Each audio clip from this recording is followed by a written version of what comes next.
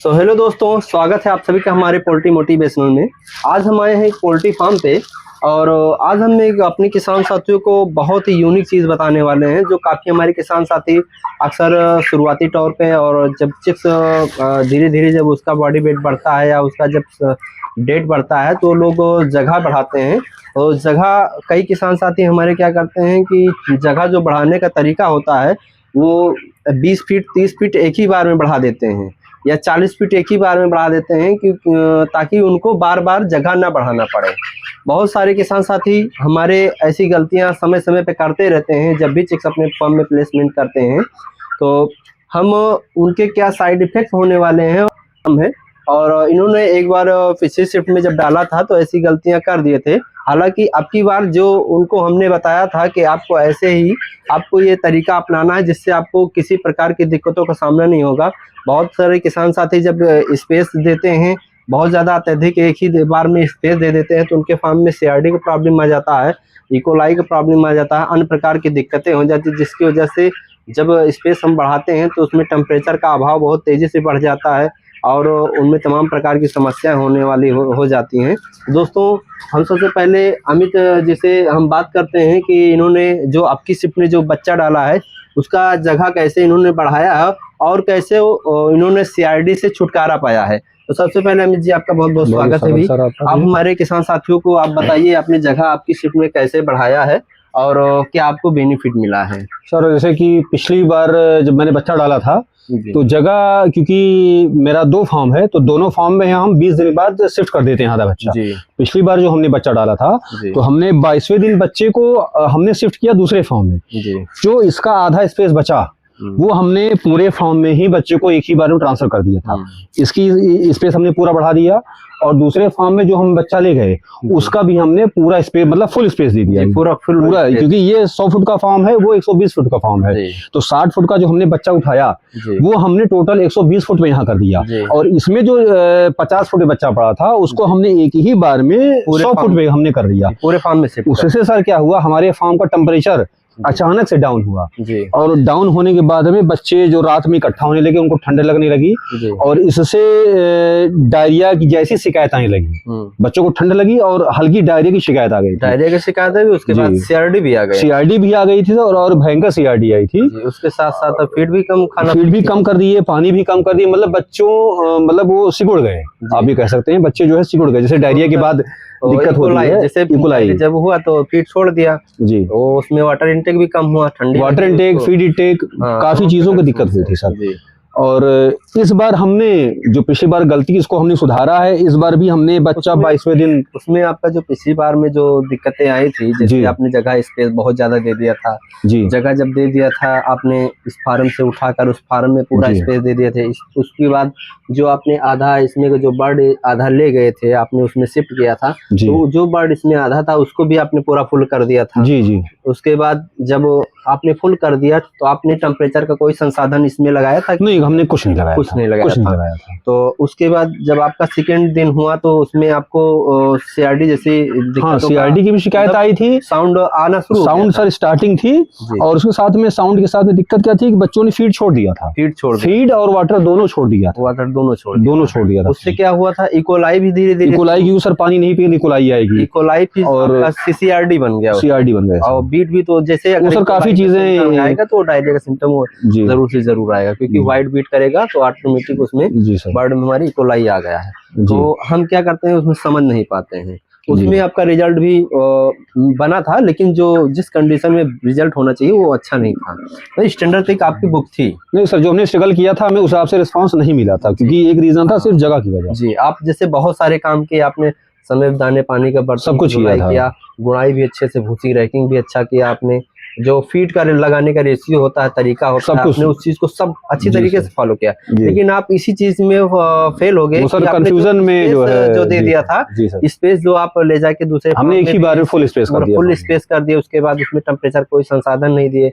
बच्चा जो हमारा था, जैसे इसमें दिख रहा है आपका पूरे फार्म में बच्चा दिख रहा है, अगर हम इसी आधे बच्चे को उसमें ले जाएंगे, जब इसको पूरे में करेंगे तो बच्चा का जो हमारा इतना गजन दिख रहा है, जो इसमें पास पास में दिख रहे हैं वो दूर दूर हो जाते हैं। जी सर। अब ठंड का मौसम है, ठंड के मौसम में क्या होता है, जब बच्चे दूर दूर हो जाते हैं तो उनको क्या होता है, एक दूसरे से टेम्परेचर मेंटेन नहीं कर पाते हैं। वो डेंसिटी सर वो खत्म, फार्म में क्या डेंसिटी रहनी चाहिए, जब डेंसिटी नहीं रहेगी तो वो बच्चों को दिक्कत आएगी। जी, तो ऐसे भी आप ही नहीं गलतियां करते हैं, बहुत हमारे जो काफी हम फार्मों पे जाते हैं, बहुत सारे किसान साथियों को इसी चीज को हम बताते हैं कि आप जब भी स्पेस दिया करिए, आप 10 फीट से ज्यादा स्पेस मत दीजिए।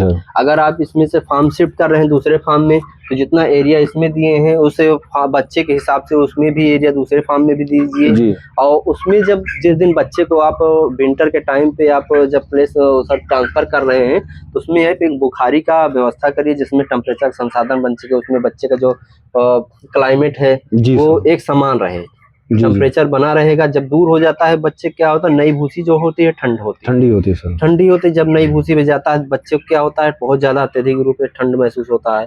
इन्हीं वजह कारणों की वजह से उसमें CRD, कोलाई तमाम प्रकार की बीमारियां बनने शुरू हो जाती हैं। इससे क्या होता है, हम लोग स्ट्रगल बहुत अच्छा करते हैं, हर चीज मेंटेन के रहते हैं, लेकिन इन्हीं छोटे छोटे पॉइंटों से हम लोग फेल हो जाते हैं और काफी हम लोगों का लॉस भी होता है। तो दोस्तों हमारे आगे की नेक्स्ट जानकारी हमारे अमित जी बताइए, जो आपने इस शिफ्ट में आपने कैसे इस जगह बढ़ाया? सर इस शिफ्ट में मैंने ये चीज की, सबसे पहली चीज तो जो मैंने, जैसे कि ये 100 फुट का फार्म है, बच्चे मेरे 100 फुट पे थे, तो 50 फुट का बच्चा मैंने 50 फुट का बच्चा में ले जा करके अगले फार्म पे मैंने 50 फुट में ही रखा जी। और इस फार्म में जो बाकी बच्चे बचे 50 फुट, उसको हमने उतने ही पे छोड़ा, जबकि 2 दिन बाद हमने 10 फुट करके हमने जगह बढ़ाई। और जगह बढ़ाने से पहले हमने 2 चीजों का ध्यान रखा। सबसे पहली चीज तो हमने बुखारी रखी उस फार्म में, 50 फुट में हमने 2 बुखारियां लगाई थी। और इस फार्म में जो मेरा गैस ब्रूडर था, पिछली वीडियो में आपने देखा था, वो गैस ब्रूडर हमने इसमें इस्तेमाल किया था। तो 2 दिन मैंने वैसा किया, तो उस वजह से जो मेरा टेम्परेचर डाउन होना था वो टेम्परेचर हमारा उतने पे ही मेंटेन हो गया, जिस वजह से हमें जो पिछली बार दिक्कत आई थी,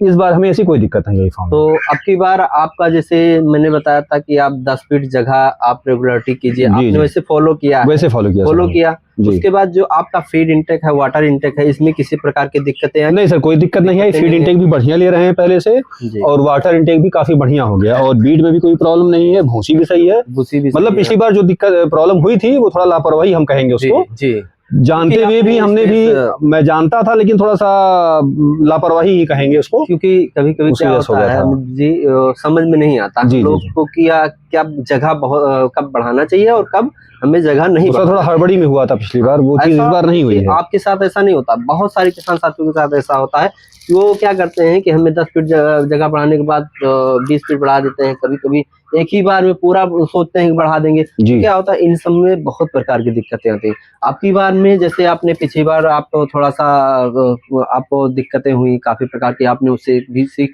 हालांकि आपका नुकसान हुआ लेकिन आपको एक सीख मिली। हम अगर दोबारा भी गलतियां करेंगे तो हमको पिछली जैसी जो गलतियां हुई हैं फिर हमको वही दोबारा हमको दोहरानी पड़ेगी। तो आपने जो आपकी पिछली बार जो गलतियां की थी उसको न क्रिएट करते हुए आपने जो जगह का स्पेस दिया है, आपने उसको बहुत धीरे धीरे दिया। वो सर हमने ऐसा किया कि हम जैसे कि जगह हमने जिस दिन बढ़ाई, तो हमने 2 दिन तक उसी स्पेस में बच्चे को होल्ड किया। उसके तीसरे दिन हमने 10 फुट जगह बढ़ाई, फिर उसके अगले दिन 10 फुट बढ़ाई है। तो इससे बच्चों को लगा ही नहीं कि स्पेस इस एरिया है यहाँ। उसको क्या कहते हैं, टेम्परेचर उसका मेंटेन हो गया। उसको जैसे जैसे उसका बॉडी वेट बढ़ा वैसे वैसे आपने उसका स्पेस दिया, 10-10 फीट का एरिया दिया। उससे क्या हुआ, बच्चे को अनुभव नहीं हुआ टेम्परेचर का किसी प्रकार का, और ना ही किसी प्रकार की CRD का दिक्कत आया इसमें, ना ही किसी प्रकार का इकोलाई का दिक्कत आया। और आपका जो बर्ड है वो भी फीड इंटेक समय के अनुसार जैसे करना चाहिए। दोस्तों ये आज हमारा बर्ड 25 दिन का है, ये आज हमारा 1400 ग्राम समथिंग बर्ड है, और जो बर्ड का क्लाइमेट है, मूवमेंट है, बहुत अच्छा है दोस्तों।